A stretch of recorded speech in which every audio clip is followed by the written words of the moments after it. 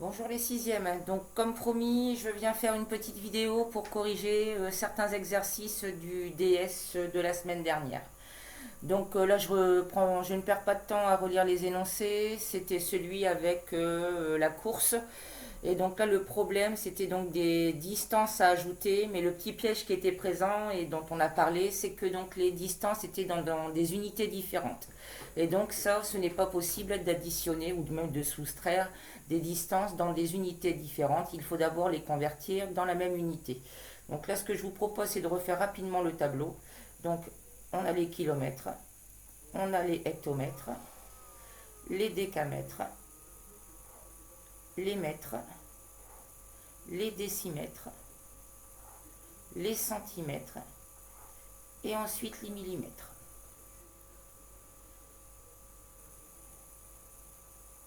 Donc je vais reprendre chacune des distances.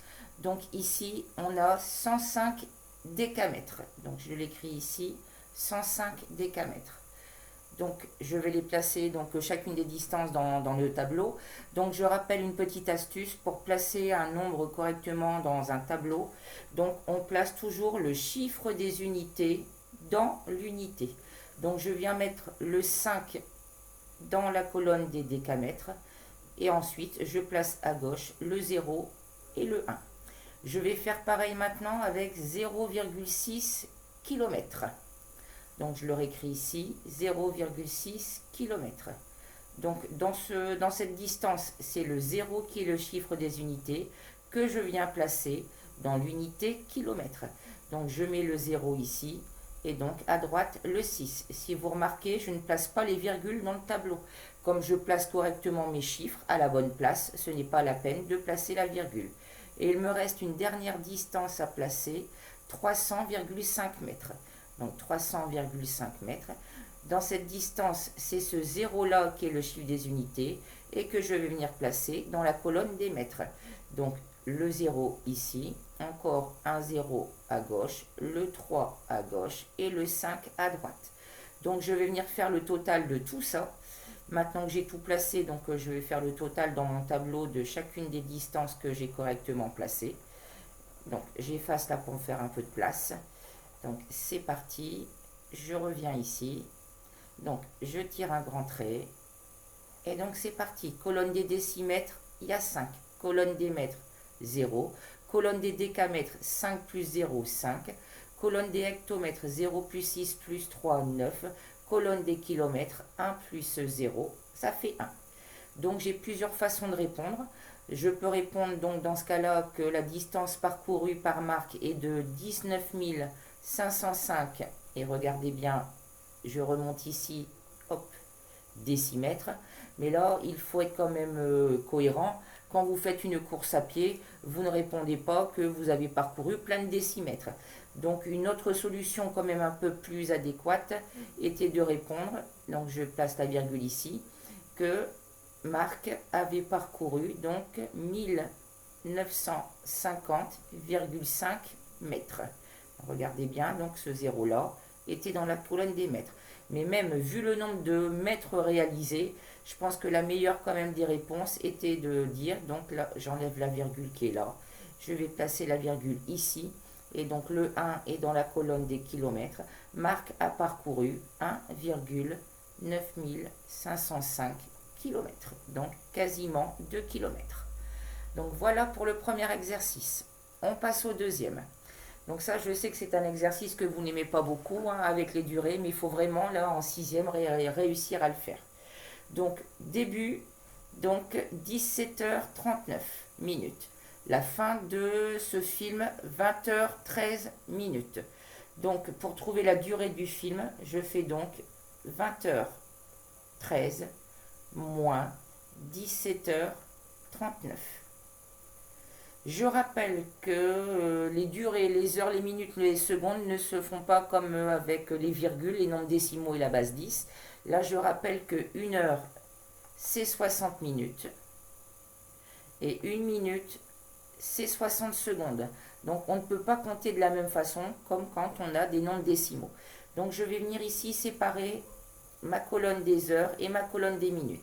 et je dois faire 13 minutes moins 39 minutes. Et je n'ai pas assez de 13 minutes pour enlever 39 minutes. Donc je viens casser ici les 20 heures. J'en laisse 19. Et donc l'heure que je viens enlever, je vais la transporter ici dans ma colonne des minutes. Et comme une heure c'est 60 minutes, cette heure que je viens de déplacer va se transformer en 60 minutes. Mais comme il y en avait déjà 13, désormais ça m'en fait 60 plus 13, 73. Et maintenant je peux donc tranquillement faire mon opération pour mes minutes, 73 moins 39. Et là je fais comme avant. 3 moins 9, je ne peux pas, donc 13 moins 9, ça fait 4. Mais comme j'ai mis une retenue en haut, je mets une retenue en bas. 7 moins 3 plus 1, 4. 7 moins 4, ça fait 3. Donc des minutes, j'en ai 34.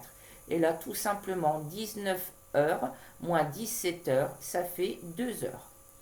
Je rappelle que je vous ai proposé aussi une autre façon pour le faire, c'est avec un petit croquis. Donc, il a démarré à 17h39 et il est arrivé hop, à 20h13. Donc moi quand je fais ce genre de petit schéma, là il est 17h39 au début. L'heure qui arrive pile après, c'est 18h. L'heure de fin, c'est 20h13. L'heure qui arrive juste avant, c'est 20h. Et je vais faire des petits bonds. De 17h39 à 18h. Je rappelle que dans une heure, il y a 60 minutes. Là, je suis à 39 minutes. Donc, il me manque 21 minutes pour arriver à 18h. De 18h à 20h, ça me fait 2 heures de passé. Et là, c'est tout bête. De 20h à 20h13, ça me fait 13 minutes. Donc, vous allez voir qu'on va obtenir exactement le même résultat. Si je fais le total de toutes mes petites durées, j'ai bien un total, comme avec le calcul de tout à l'heure, de 2 heures et 21 minutes plus 13 minutes, donc de 2 heures et 34 minutes. Et j'entame avec vous le dernier exercice. Ce n'est pas la première fois que je vous fais un tel exercice, donc je le reprends parce que je l'aime bien. Donc dans un groupe d'animaux, donc j'ai des araignées. Donc je vais vous refaire mon super croquis d'araignée. Donc j'ai un groupe avec des araignées et ils sont 6. Dans ce même groupe, j'ai des moustiques. Donc là, c'est là où on avait vu que je ne savais pas faire le dessin de moustique, mais c'est pas grave. Hop, le tout, c'est de savoir qu'un moustique, ça a 6 pattes. Donc 1, 2, 3, j'en ai même oublié une, ça fait 6. Et des moustiques, j'en ai 7. Donc ça, c'est mon premier groupe. Dans un deuxième groupe, attention les dessins, ça va être encore plus rigolo, j'ai des canards. Donc là, je vais faire vite, je vais juste leur faire les petites pattes palmées. Et donc des canards, je ne sais pas combien j'en ai. Et j'ai des chats. Hop. Allez, hop. Et des chats, j'en ai 18. Et l'énoncé vous dit que quand Marc compte les pattes des animaux du premier groupe et des animaux du deuxième groupe, il trouve autant de pattes. Donc c'est parti. Ici, j'ai 6 araignées et chaque araignée a 8 pattes. 6 x 8, 48 pattes pour les araignées. Il y a 7 moustiques et les moustiques ont 6 pattes. 7 x 6, 42 pattes pour les moustiques. Donc j'ai ici un total de 48 plus 42 de 90 pattes. Et si vous avez compris, je veux exactement le même total de pattes de l'autre côté. Donc je veux aussi un total de 90 pattes. J'ai des chats, j'en ai 18. Donc les chats ont 4 pattes. 18 x 4, 72 pattes que me ramènent les chats. Donc maintenant, il faut comprendre combien de pattes doivent me ramener les canards pour que, si j'ajoute avec 72, ça me donne un total de 90. Donc soit je fais une addition à trous, soit je fais 90 moins 72. Et donc ça me donne que les canards doivent me ramener 18 pattes. Un canard, ça a 2 pattes. Si j'ai besoin de 18 pattes avec des canards qui ont 2 pattes, c'est que 18 divisé par 2, j'avais un total de 9 canards. Donc il me fallait 9 canards pour que mes deux groupes aient le même nombre de pattes.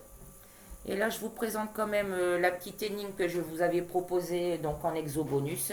Donc j'ai un code secret avec 4 chiffres. Le premier est un chiffre impair. Donc ça peut être 1, 3, 5, 7 et 9. Donc je mets ici toutes les possibilités. Donc deuxième phrase. La somme des deux premiers est 11. Donc si là j'ai 1 et que la somme doit faire 11, c'est que ici j'ai 10. C'est pas possible. Si ici j'ai 3 et que la somme doit faire 11, c'est que